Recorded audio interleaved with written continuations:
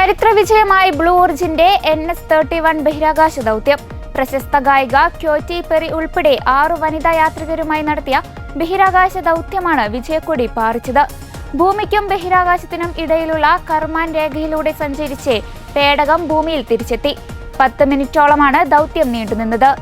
ബഹിരാകാശ വിനോദസഞ്ചാര യാത്രകളുടെ ചരിത്രത്തിൽ പുതു അധ്യായമെഴുതി ബ്ലൂ ഒറിജിന്റെ NS-31 ദൗത്യ വിജയം. പ്രശസ്ത പോപ്പ് ഗായിക ക്യാറ്റി പെറി, ബ്ലൂ ഒറിജിൻ ഉടമ ജെഫ് ബേസോസിന്റെ പ്രതിശ്രുത വധു ലൗറൻ സാഞ്ചീസ് അടക്കം 6 വനിതകളായിരുന്നു യാത്രക്കാർ. ന്യൂ ഷെപ്പേർഡ് റോക്കറ്റിന്റെ സഹായത്തോടെ ഉപരിതലത്തിൽ നിന്ന് 105 കിലോമീറ്റർ ഉയരം വരെ പോയി അവിടെ 10 മിനിറ്റോളം ചിലവഴിച്ച് ശേഷം പേടകം തിരികെ ഭൂമിയിലിറങ്ങി. കാർമാൻ ലൈൻ കടന്നതിനാൽ സാങ്കേതികമായി ഇതിനെ ബഹിരാകാശ യാത്രയെന്ന് വിളിക്കാവുന്നതാണ്. ഏതാനും മിനിറ്റുകൾ യാത്രക്കാർക്ക് ഭാരമില്ലാത്ത അവസ്ഥയും അനുഭവപ്പെടും.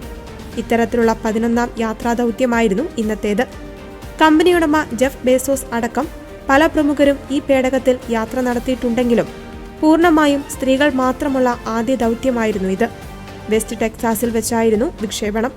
ശതകോടീശ്വരൻ ജെഫ് ബേസോസിന്റെ നേതൃത്വത്തിലുള്ള എയ്റോസ്പേസ് കമ്പനിയാണ് ബ്ലൂ ഒറിജിൻ. ബ്ലൂ ഒറിജിന്റെ പുതിയ ന്യൂ ഷെപ്പേർഡ് റോക്കറ്റ് നടത്തുന്ന 11ാം മനുഷ്യ ബഹിരാകാശ ദൗത്യമാണ് NS-31.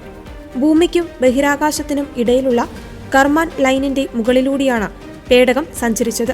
പ്രശസ്ത ഗായിക കാറ്റി Perry, Aisha Bowe, Amanda Nguyen, Gayle King, Kerianne Flynn, Lauren Sanchez എന്നിവരാണ് യാത്രയിൽ പങ്കെടുത്തവർ.